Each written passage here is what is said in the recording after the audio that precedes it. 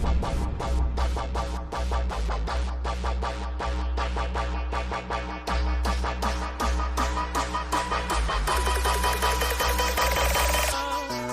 ladies and gentlemen, welcome to episode 321 of the Drunk Testers podcast. I'm your host, as always, I'm Tyler, and joining me, we have the man, the myth, the legend himself, Sir Colonel Gables. What's up, buddy?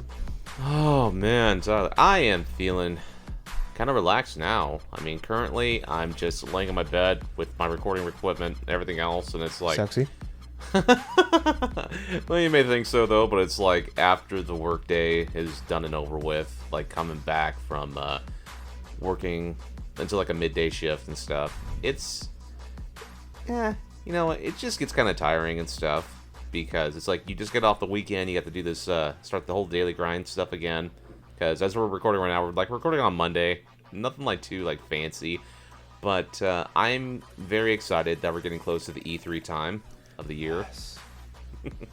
Yes, me too. I usually take that week off, but you know, I have to take time off for moving and stuff like that. I don't have enough vacation to take the whole week off, so I'm actually just taking. I have this Friday off, and then I have like Monday, Tuesday, Wednesday off. So I'll still have all of E3 and stuff like that. So that's fine. Yeah, which is, you know, I'd rather just have the whole week off, 9 straight days. But I'll take a 5-day weekend, or 6-day weekend. Oh, yeah, even better. Ha, whoo boy. But yeah, I am incredibly excited for E3 as usual. I'm like I feel like the E3 kind of hype came a little late for me this year. I don't know if it was just it didn't seem like we got all the leaks like we used to. Like you start to hear like stuff in like late April and May and stuff like that. Beginning of May. Right. It feels like the last couple weeks is when like everything's coming out. Well, to be perfectly fair, you know, some little bits of it has sort of died down since like Sony has sort of stepped away from the whole like press conference stuff. But there is a little bit of rumors here being tossed around here and there from what I've been like delving myself into while looking on YouTube. Oh yeah, just seeing on YouTube, and then also just with going on Twitter and everything like that, and listen to podcasts. It's definitely, I guess E3's changed quite a bit though too, where it's like it used to be like nobody that was when everything got revealed, to now it's like people are revealing things like beforehand, like teasing us. Like we got the Call of Duty teaser last week for Modern Warfare. We got the teaser with the release date. Death Stranding got a release date. We got the Pokemon Direct coming up on Wednesday. Today's Monday, by the way. On Wednesday, so it's like pretty much like things don't. I think people just kind of get out ahead of time. It's something that's going on the last few years. It's definitely changing. And then, like I said, Sony not being part of E3 this year. I still think they might do one of their state of play things though. They'll do something. If not, then probably with kind of funny games. You know. Oh yeah, true. I forgot about Kind of Funny has their showcase on Tuesday. Was it Tuesday or Monday? I mean, come on. I think it's on Tuesday. I think it's on Monday actually. It's Monday around 7:30, if I'm not mistaken. 7:30 my time. Yeah. So probably like around 8:30 yours. But I can't remember. Well, look at it this way and stuff. We have Greg Miller, who's probably going to be the one that's mainly hosting, and he is pretty much one of those guys that, he loves his PlayStation stuff. That's just one of his MOs. Yeah, true. I could see him getting something on there, and then maybe I could still see like maybe a state of play thing, maybe sometime next week or something, or maybe later this week. Who knows? I'm still trying to figure out like how the best way to do our podcast goes for E3. Like every year we always do like a show for each one, but just with like EA's is weird. There's been a couple times we just like kind of just put EA in with somebody else's just because there wasn't anything worth talking about. Right. Or if we just like if we went on a rant long enough about how shitty the thing was, we were able to fill a show. This year's weird though because it's just like an all-day event where they're gonna do like 2-hour blocks or like 1-hour blocks or something like that with their games. Doesn't sound like they're gonna reveal anything. So I'm curious how it's gonna work on Saturday, and then I just like how everything's kind of a little more spread out too. You know, I like how it's all spread out. You know, it's much more digestible and not just like one lump sum where you even forget about the little tiniest of information. Yes, yeah. Especially like I remember like Monday was like the big day where there was like I think like 4. It used to be like 4 different press conferences were on that day. Now we have EA Saturday, 2 Sunday. I think there's 2 or 3 Monday, and then Nintendo on Tuesday. So Yeah, Yeah, little easier.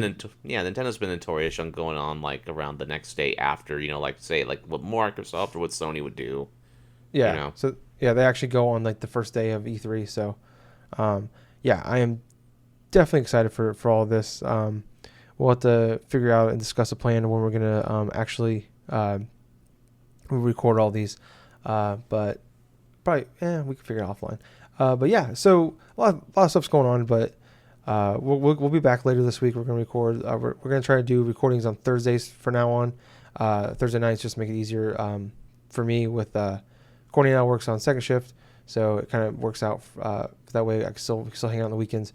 So that's gonna be like a typical night. Plus, we figured Fridays, like usually not a lot of news on Fridays. And if it is, it's usually like people get like places get shut down, which we don't typically try to cover anyways. So yeah, so we're gonna try that. So we'll be back later this week, doing like another normal show. It seems like we're gonna have plenty of things to talk about with Google Stadia's was it what do they call it? There's a name for it, like frack. I don't know, like a Stadia state of play or whatever the heck it's called. Yeah, I don't it's know. like it's basically like they're doing their own direct thing, and they have a name for it. But Stadia Connect is what it's called. I was trying to think of I was like, what's that Microsoft Xbox Super Motion thing? It's Stadia Connect. Is what that is. So they're doing that Thursday morning, and then Wednesday morning we have the Pokemon Direct. So we'll have plenty to talk about then. We still actually have a decent amount of stuff to talk about still today. So you want to do news first, or you want to do gaming first? News. All right. So jumping in, this one just kind of happened this afternoon actually. So like I just mentioned it, Google Stadia, or Google's gonna be doing their Stadia Connect, like I said, on Thursday morning. So they're gonna get it in there before everybody else, before E3 happens. And they said that it's gonna reveal, they're gonna do a live presentation. It's gonna be, they're gonna have promises of when it's gonna launch, price details. They're gonna reveal some games. There's gonna be much more. They said. So we kind of touched on the Google Stadia thing. Was it 2 months ago? I think. Yeah. Maybe longer. About when they revealed it, like initially, and I think a lot of people came away from it like this seems like if it's right, if it really works the way it is, it's gonna be revolutionary. But like, what's this thing gonna cost? How's it gonna work? Blah blah blah. So we're finally gonna see all that on Thursday. I mean, I think we're both like in that phrase of like we want to prove it, to us that it works before we want to buy it. But right. I mean, what's your excitement level for this? It's kind of at a moderate. At this moment in time, it's like I'm not too interested in seeing a streaming service console in action.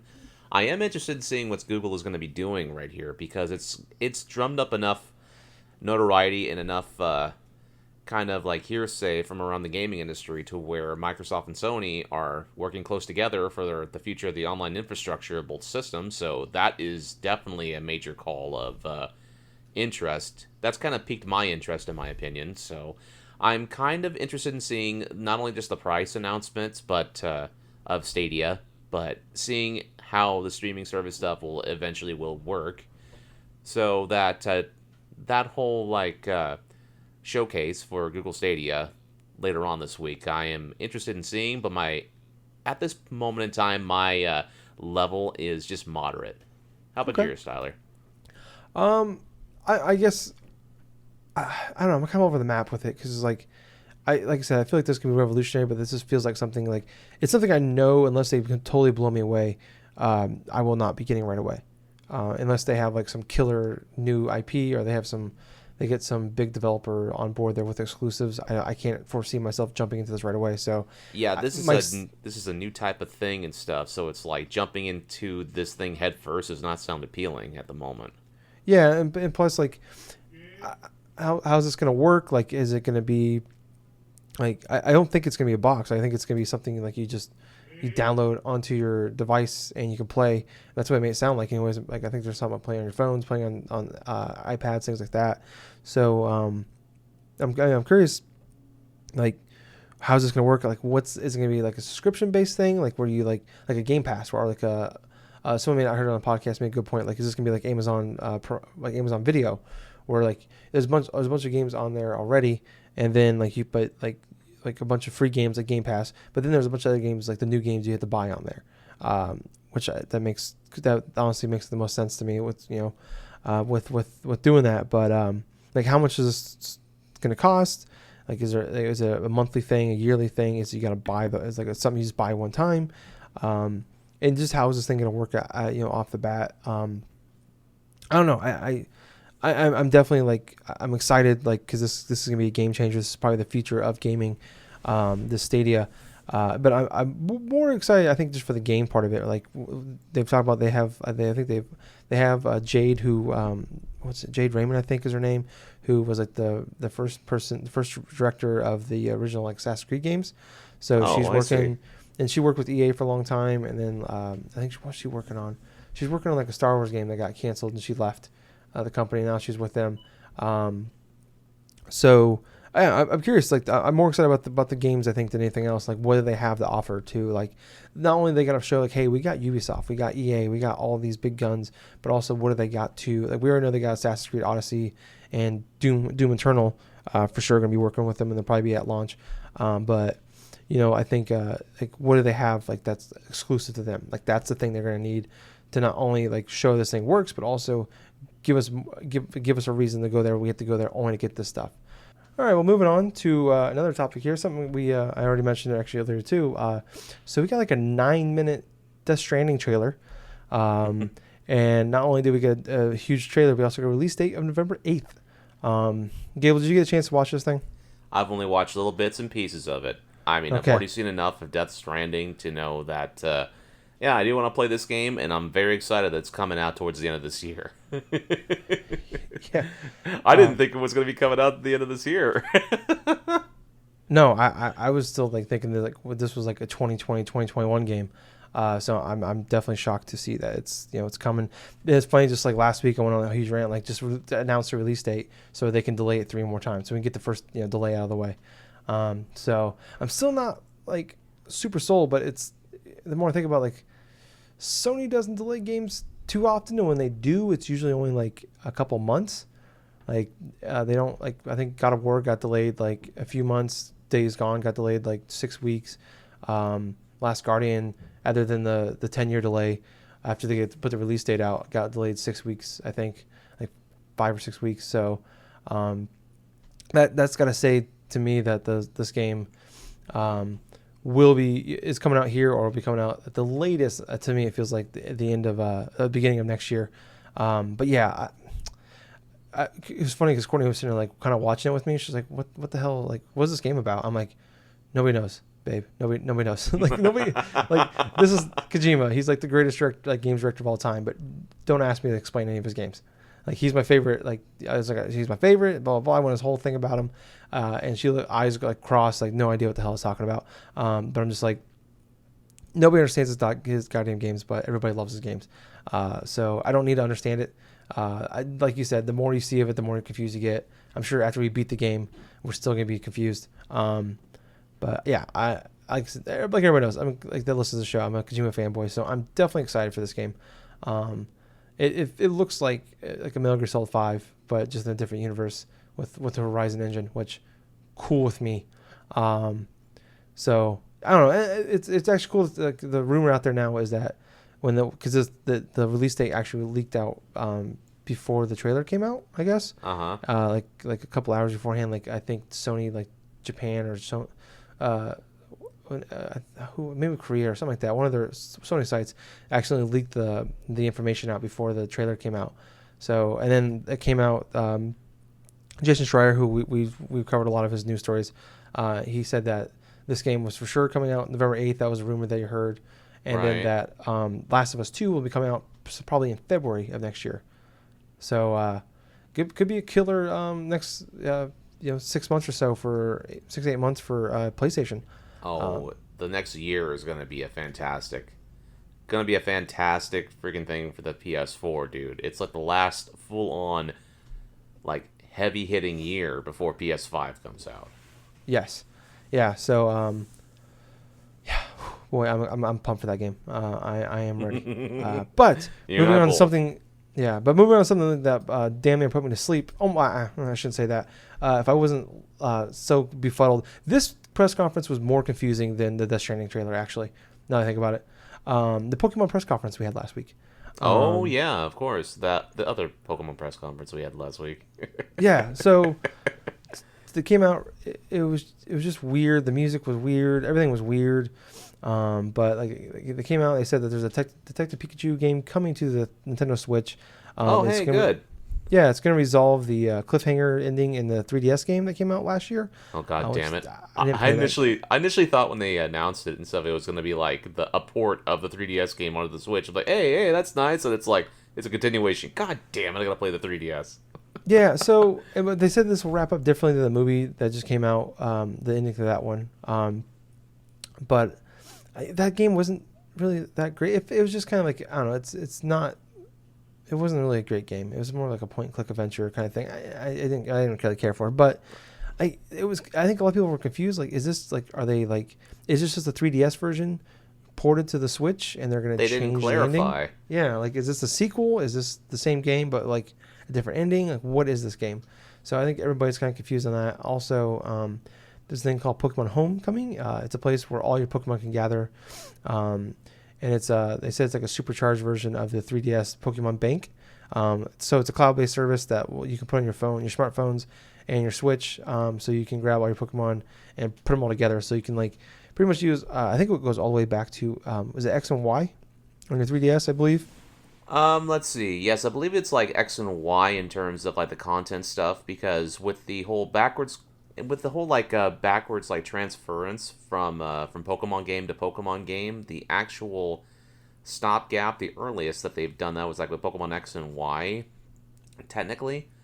But I know for a fact that with Pokemon Home, it's very similar to Pokemon Bank in where any and all of your Pokemon that you've actually gone through and trained throughout the corresponding years or throughout the other Pokemon games, you can transfer them onto the service and stuff. And it's not just like for the 3DS games, it's also for the Pokemon you've collected through Pokemon Go, the Let's Go games, even like with the upcoming Pokemon games. It's going to be like a one-stop hub or something like that for holding a lot of your digital pocket monsters, pretty much.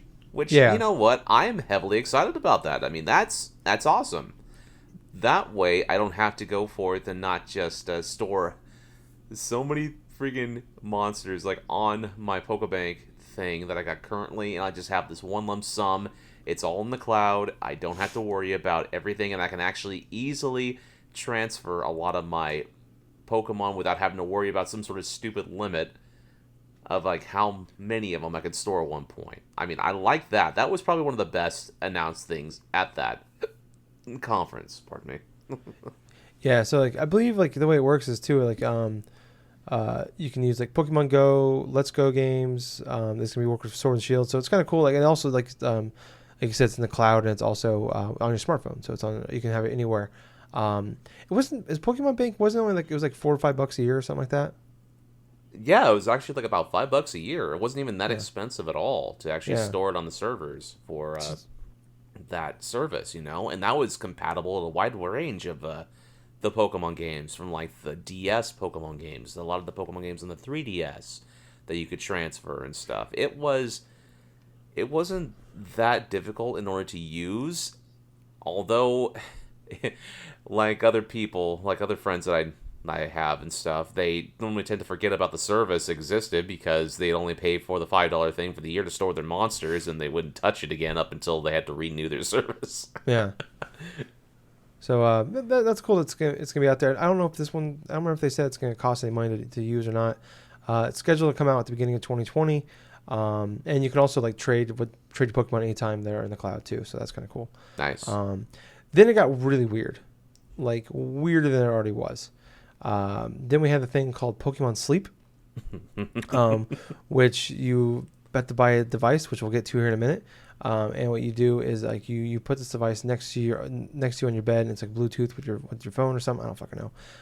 But it actually like tracks like your sleeping time, and like it creates a new kind of gameplay is what it said. And then the device that you get last year, like or a few years ago, they released the Pokemon Go Plus thing. You can like hook on you, and you can like put a Pokemon in there and walk around with it. And you can like transfer a Pokemon on off of it, and you can level them up, get candies, blah blah blah with them. which is a cool little thing. I think it's like $20 too. Well, now they have a thing called the Pokemon Go Plus Plus, which you have to use for Pokemon Sleep. So when you fall asleep, like I said, you put it next to your bed, it tracks that information about your snoozing. It has like a built-in accelerometer with you as well, and it syncs up to your phone for recording. So and then at the end, they ended off really weird with they have a Pokemon shirt coming soon, but they didn't have anything to show off right now. But everybody that was at the press conference had a Pokemon shirt on. That's part of like the program. A bunch of business shirts or something like that. Yeah, it's like a bunch of like button up. Yeah, it's like a bunch of button up shirts with Pokemon on them. So I don't know. That last like 15-20 minutes of it was really weird. And then like there's a weird thing with a guy started like promoting Godzilla, the Godzilla movie that came out this week. Like it was a wild. Like I sat there. Like Justin told me. Like I caught part of like the first like 10 minutes or so. Like I got to the Pokemon home part. And then I had to turn it off, so I had to go do something. And Justin's like, in the morning, like the next morning, he's like, dude, when you get home, go watch this thing. And I went home and I watched it. I'm like, this is the most baffling press conference. Like I was like, it was terrible, but it was like, it's like a good terrible movie. Or like you're like, this is some of the worst I've ever seen, but I can't quit watching it because this is so entertaining. I don't know. Did you watch the whole thing? I mean, what did you think of like Pokemon Sleep, Pokemon Go Plus? Well, yes, I did watch the entirety of the press conference on YouTube. I at first liked a bit of the first half of the press conference. The whole thing with the whole like director and stuff from Godzilla, I think had to tie into something in regards to what. Oh boy. I forget exactly what it did tie into because it was kind of off the wall, out of nowhere, and then you get the whole thing with Junichi Matsuda being like introduced onto the stage and like the introduction of Pokemon Home. Their whole spiel was that they wanted to try to have Pokemon sort of be like more like a quality of life sort of thing. You know how Nintendo has tried in the past to do like this sort of quality of life thing, like with a vitality sensor and then all this other stuff. It seems like it's sort of a step beyond this now to where it's like, okay, we're going to do it this way. We're going to keep track of your sleeping patterns and this and that. And we're going to release another accessory and stuff. This like a Pokemon Go like plus device and stuff. On paper, it sounds like what they're trying to do is trying to capitalize upon the casual market's success with Pokemon Go. And I could see this working to some extent. On the other hand, when I looked at, while thinking about it now, it's awfully creepy to think that they're going to be keeping track of your sleeping habits, and it's basically a game that you play while you sleep. I mean, that in and of itself, it's kind of weird to that extent. I mean, the whole portion of that last part of that press conference was a bit odd, even in the quality of like gaming conference standards and stuff. It's like, why the hell would I want to play a video game while I'm sleeping? It's like, I at least want to be conscious while I'm going through and want to enjoy myself, doing this and doing that. But, oh boy, I could see this working one of two ways. One, it's going to be possibly like a colossal like bomb in terms of what they initially thought. Or two, it's probably going to work. It's probably going to work only with one niche type of market, and that's going to be with the casual market that was pretty much the same as like how they got into Pokemon Go. Only this time around, I'm not too sure that it's going to be as successful, this whole Pokemon Sleep stuff. It just sounds like to me like an initial experiment to see what more can we like expand this whole broad brand of Pokemon. I mean, they got every sort of things like imaginable in the Pokemon like franchise. You got your video games, got your movies, got your movies now, and then you have like all this various merchandise, and all of a sudden you just want the whole aspect of this brand while you're sleeping. This is just kind of like the weird sort of brand stuff I would expect from like a Japanese company, to try to like not just the fact that they're a Japanese company, but just the fact that this is just a tech company. This is like a brand trying to experiment with all this different sort of tech and this and that. It's bizarre to us, the outsider looking in, but honestly, I just thought the whole press conference in and of itself was just kind of a little bit subpar. I came in with low expectations of the press conference to begin with. Mm-hmm. One, because they said right away, it's like, okay, there's no Pokemon Sword and Shield stuff. I mean, okay, that's fine. The Pokemon Bank stuff with everything and stuff, that was the best highlight in that entire conference because that's something that people wanted. That way I can tie everything else together from the Pokemon I've trained and caught from Let's Go Pikachu and my freaking Ultra Sun game and all the other playthroughs I had with the Pokemon games last year. Now I can actually transfer all of them and do whatever.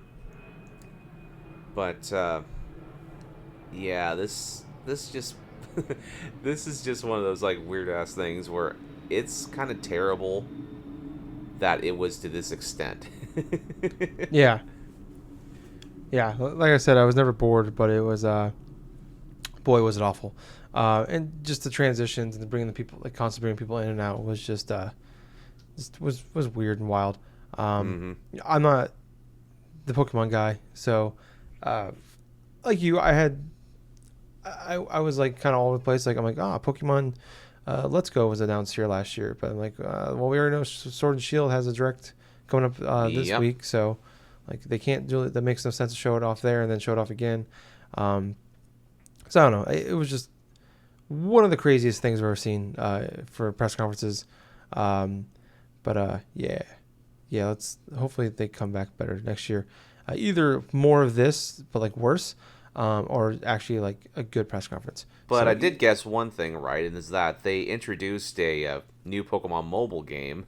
was it Pokemon Quest? Or It's something along that lines where it's like But it's a like I think 3v3 sort of thing with like all these trainers and stuff that you face Yeah. in the games, and that was sort of interesting. But I think that hasn't got confirmation it's coming to the United States yet. That's the reason I didn't put it in Yeah. there. I couldn't find anything. Everything I saw was like it's going to China and Japan.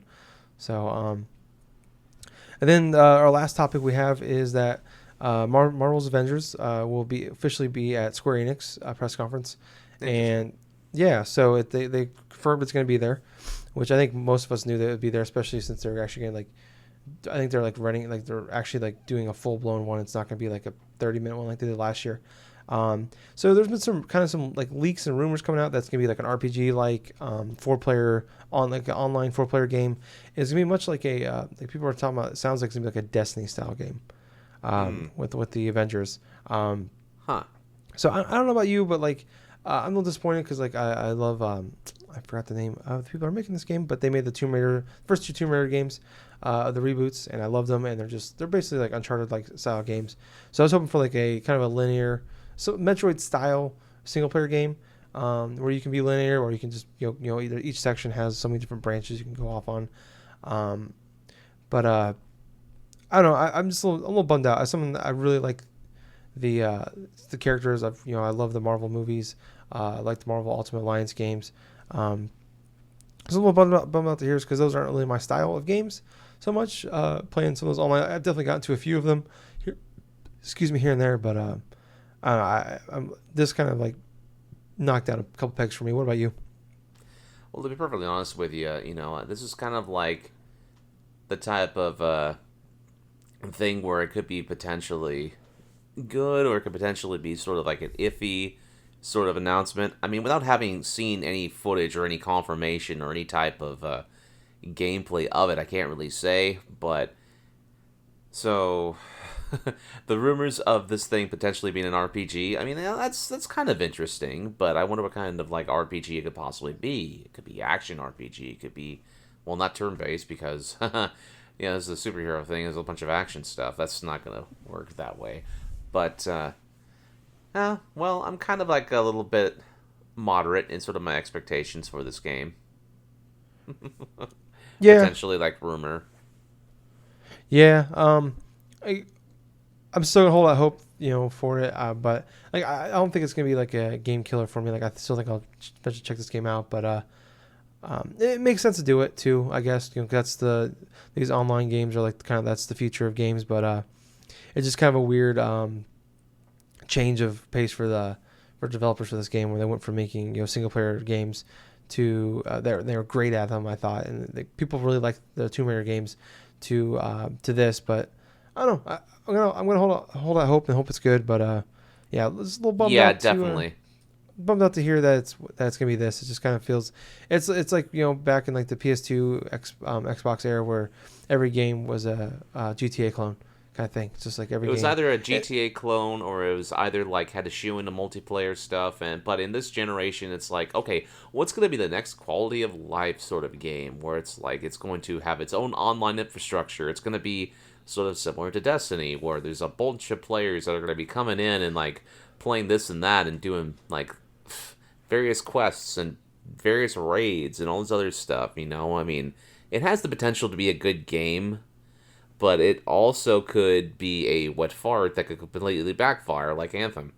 Yeah, definitely. Yeah, like I said, yeah, it's definitely like like last generation, everything wanted to copy Gears of War and Call of Duty. So, um, it's the new thing, and I get it, but it's just like that thing I always talk about. There's just so many of these type of games coming out with like between all the battle royale games and all these games of service games. There's just so many of them that it's a bubble that I feel like that eventually like it just can't contain all of these like, and obviously most of them fall off, but yeah, or they have a decent audience for a little bit and they fall off, but I don't know. I guess we'll hold, like I said, hold a hope it's not that, but we'll wait and see.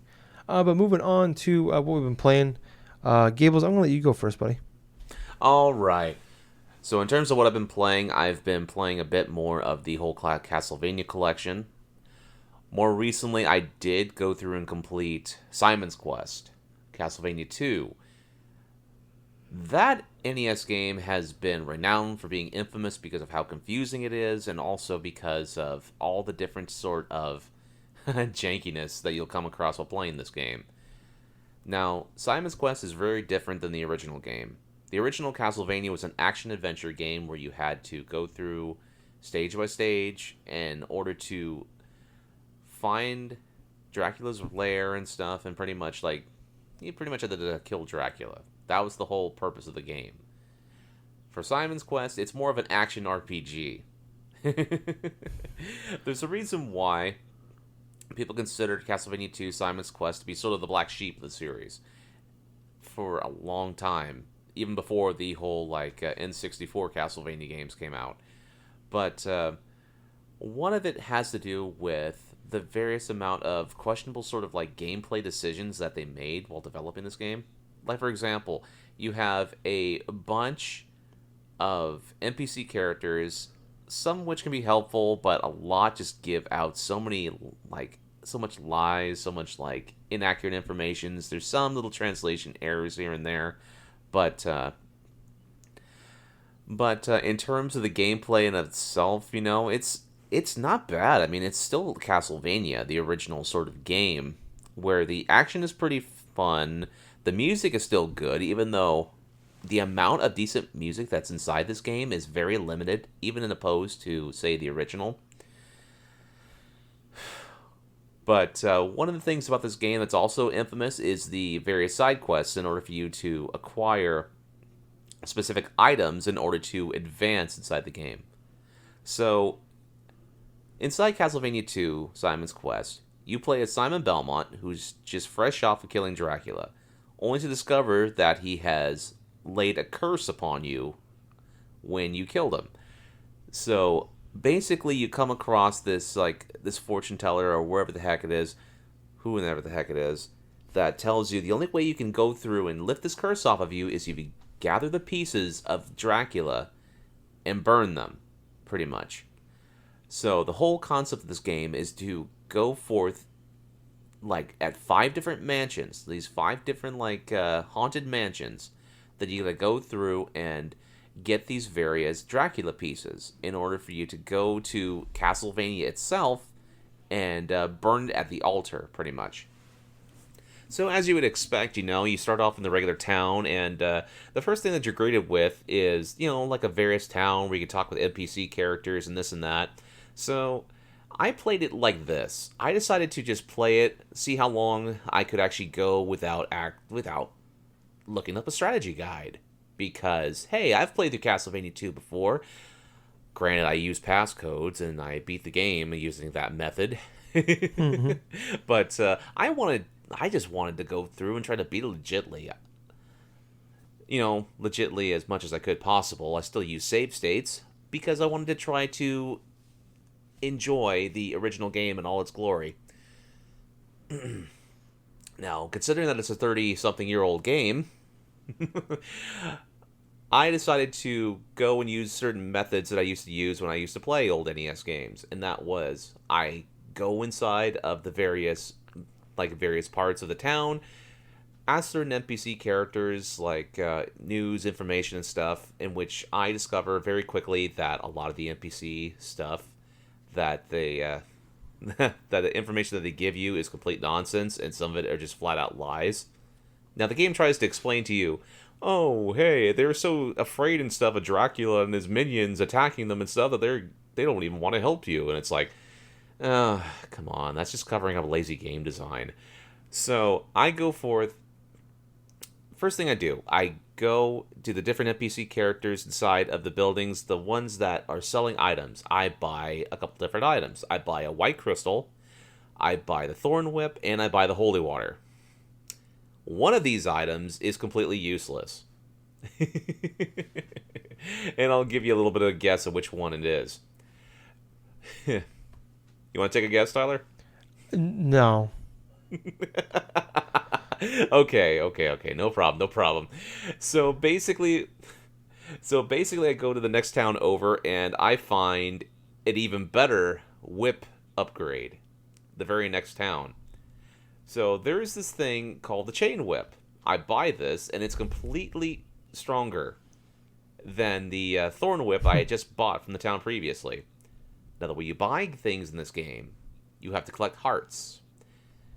And hearts work a couple different ways. One, you can use them when you're using sub-weapons, like your holy water or your daggers or whatever. They also act as currency to spend on items. So if you collect like 50 hearts or a specific amount of hearts, you can actually spend it on to try to buy certain items. So as I'm going through my journey and stuff, I go through the first mansion. I don't encounter any type of boss battles whatsoever, but I have to use the holy water because there are specific panels on the floor that you're not going to notice right away unless you meticulously wait for a enemy character to try to walk to a certain extent across of like either a bridge or like a specific place, and if the sprite turns, like if they don't do their full pattern and the sprite kind of like turns back the way it came, there's an invisible block. So basically, going through this first mansion, I had to use the holy water almost everywhere because I was afraid I was going to drop down to the jagged pits below because, guess what? There are drops that you cannot see unless you actually have the holy water to go through and check each and every little floor pattern, like little panel and stuff. So what may end up maybe being like about 2 to 4 panels that may actually have a drop turns to me just going through and just testing every single one of them to make sure, okay, this is not a false floor. This is not a false floor. Okay, how about over here? Well, no, that's not a false floor. So I go through that little experience. I get my first item. It's called like the Rib of Vlad. So it's like the Rib of Dracula and stuff. And so basically, some Dracula pieces are equipable items onto Simon Belmont. So by equipping this rib, I'm able to have a shield. I don't know why. I can't tell you why. But apparently Simon Belmont holds up a shield while he's going through, and that is probably one of the best that's probably one of the best equips in the game because it protects you from projectile enemy fire. But so I go across these random side missions. I collect all these different orbs, which there's like 3 orbs in total that I found. The white orb, the blue orb, and the red orb. Now, each corresponding orb you have to trade for the other. So the white orb you have to trade for the blue orb and go through the rigmarole and stuff in order to go to the next series of mansions, and then all of a sudden it's like you have to go to this one town to get the red orb, and that leads you to probably one of the most dumbest and probably one of the most least likeliest of things you'll have to do inside of this game. And this is where, at this point, I had to use a strategy guide. Because I was able to go through the first couple of mansions, Tyler, without hardly any type of, issue at all. So when it came up to get to the third mansion, I needed to check up a strategy guide, as well as try to find where the red orb was. So I ended up finding out I have to equip the heart of Dracula in order to go to the oarsman, and then it's going to transfer me to a different spot. This little jingle or something plays as soon as I leave with the oarsman and stuff. Now, bear in mind, there's a couple monsters that are jumping out of the water, these mermen that are jumping out of the water just try to knock you off the boat while you're doing this and that. Which I'm thinking, oh god, I hope it just doesn't randomly spawn, bad RNG and that crap. But luckily I survived that. And when I go to the third mansion, it's like, okay. I go through the whole rigmarole stuff. I end up facing the first boss in the entire game so far. And that's Death himself. Now, in past Castlevania games, or even the subsequent ones afterwards, Death is one of the most hardest boss battles you get to face off against. For Simon's Quest, that could be farther from the truth. Why? Because you actually have the option to skip the boss battle entirely. And how can you do that? By basically walking from the beginning of the room all the way to the end of the room without even having to initiate contact with them. You could do that. You could technically do that because all you could do is you have to find the NPC character inside of the mansion in order to buy an oak stake, equip the oak stake, and go to that specific room where you have the freaking, a piece of Dracula that's covered by some sort of magic barrier. You have to equip this oak stake and throw it at the stupid barrier in order to make the freaking item appear. And then you collect it. So you could basically just do that instead of facing off against the bosses in this game. But because I wanted to try to play this game to its fullest, I did. And I beat Death pretty easily. Nice. As I did with Camilla. Another boss enemy for I think it was either the 4th or 5th dungeon. And I collected all the various items here. There was even one item I had to collect where I had to go to a graveyard, and I had to use a clove of garlic in order for an NPC character to pop up, in order for me to try to buy... Well, actually, no, I didn't have to... Yeah, I did have to buy it. Son of a bitch, I did have to buy it. I had to spend about 50 hearts or something to get a silver dagger. And Death, he drops a gold dagger, so it's okay, I got a better item, this and that. But I'll tell you about the most craziest sort of side quest thing I didn't even think about, but I'm glad I used a guide to do this. And is when you get the red orb, you have to go to a specific place and you have to crouch near a cliff, near this canyon wall. Now, the game doesn't tell you anything about this. Not throughout the entire experience so far. None of the NPCs say it, but you get lifted away by a tornado. A tornado comes randomly while you're crouched down, while you're equipped with a red orb, and it transfers you to the last couple dungeons in this entire game. So, the rest of my experience was just going through the rest of the mansions. I beat Camilla, and then my final thing with Dracula, the whole going to Castlevania and stuff. His final area, there's no other monsters in here. I basically just had to go through the terrain and stuff, and then once I'm at the final room, I get to put the little pieces and stuff in this pile. And what it does, it summons Dracula's ghost.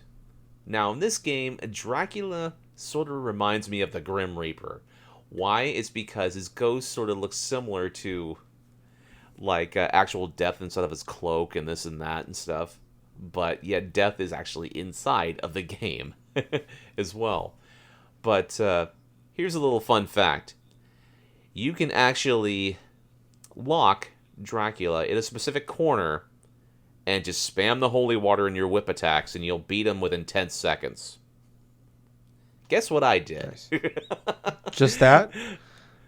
Oh, not just that, though, but I couldn't lock him inside of, like, one spot immediately, and so I see him, like, flickering all over the room, like just going through, like, randomly, like, holy crap, what the heck is with this battle? But, yes, that's how I beat Castlevania 2. Now, the last game that I've played is its sequel that released a couple of years later on the NES, and that's Castlevania 3 Dracula's Curse. Now, as I've gone through the NES Castlevania games from this set, the first one is an action game, the second one is an action RPG, and the third one is more traditional to the first game. Only everything is 10 times better. The music, the gameplay, the level design, even some bits of the backtracking. Now, with Dracula's Curse, you take the role of the ancestor of Simon Belmont, which is Trevor Belmont.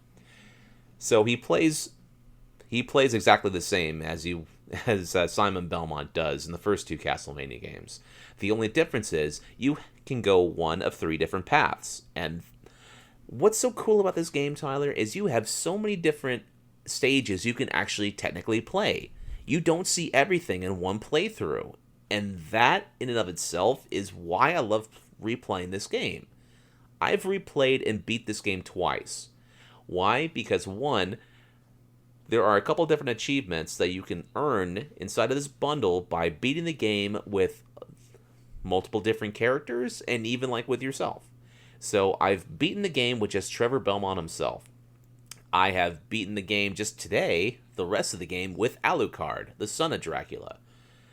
The difference being is, with traveling around with Alucard, he has the ability to shoot like multiple different fireballs, right? But he has the ability to transform into a bat.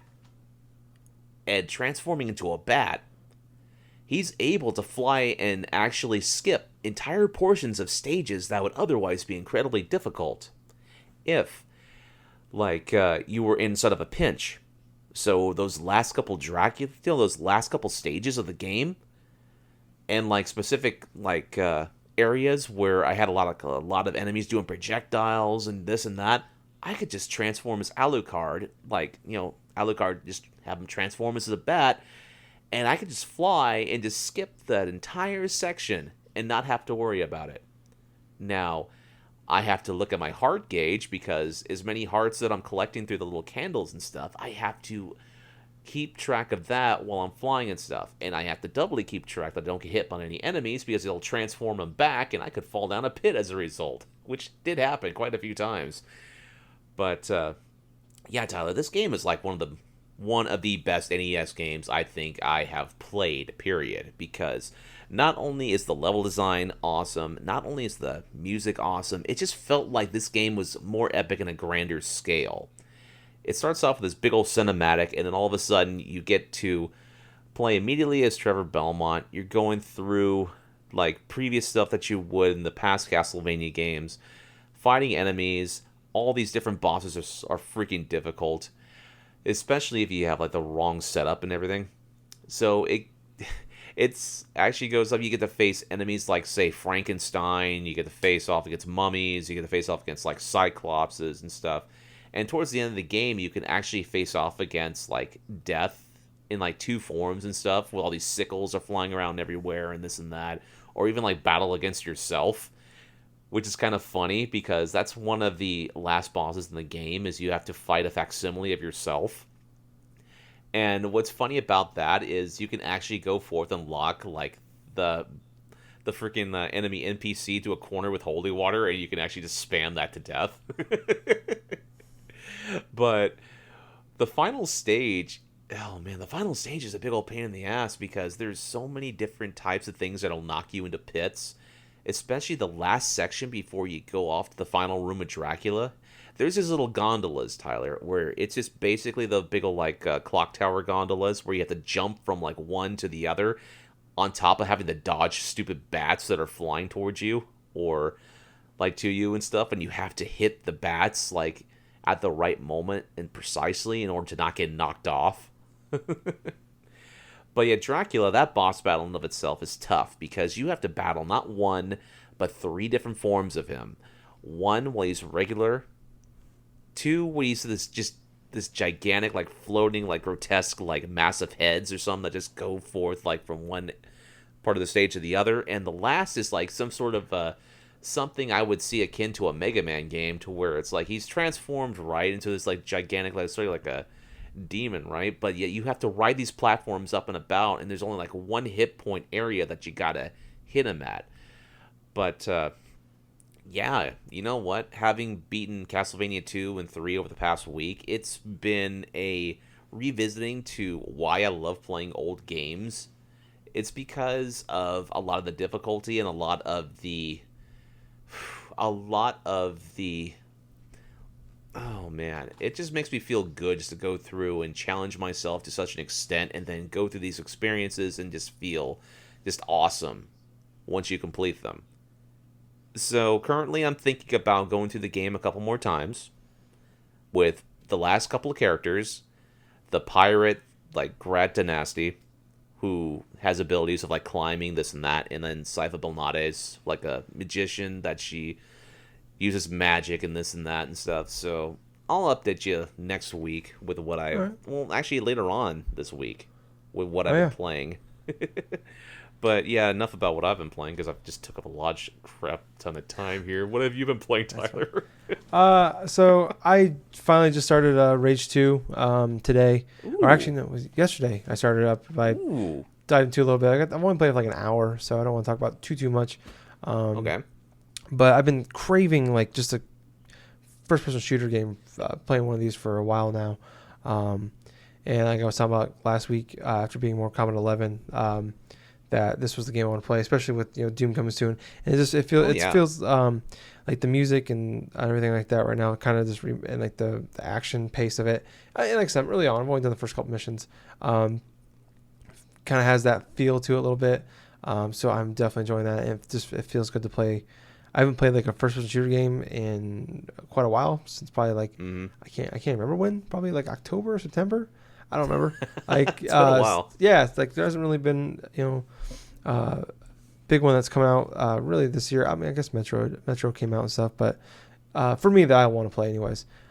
So yeah, it feels good playing this game. I didn't play the first one, so I'm a little confused by some of the story because it takes place like 30 years after the first one, and they have like returning characters. Oh. And that's the main bad guy from the first game.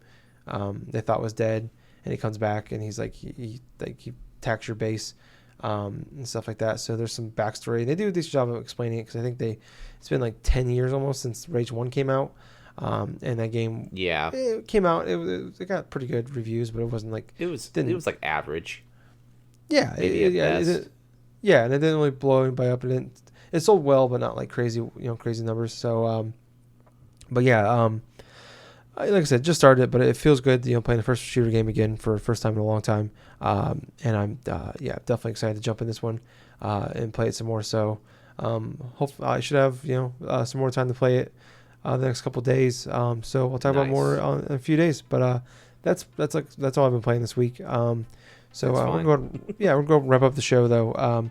Thank you guys so much for listening. If you want to hear more from us, we have a Facebook page and group. Check us out in there, please. With Drunk Dashers Podcast, like and join us on there. On Twitter at Drunk Nerds Pod. Follow us on there. On YouTube, subscribe to us, please. Podcast goes up on there as well, so give us a big thumbs up, leave us a comment, subscribe, all that fun jazz. On Twitch.tv/Colonel Gables, follow him on there, please. And then on iTunes, Drunk Dashers Podcast, subscribe, leave us a 5-star review, leave a comment, please, and also Spotify. Follow us on there, I believe is what you do. And if you use a review system, use it, please. Give us the best thing you can do, or whatever. Tell friends. I don't know what you can do, but just help, please. But yeah, thank you guys so much for listening. I was Tyler. And I have been Colonel Gables. So until next time, everyone, I hope you have yourself a nice day. But above all else, thank you for listening to another fun-filled episode of the Drunk Nerds Podcast. Hey, Gables. Yeah. Too sweet. Too sweet, man. Bye, guys. See ya.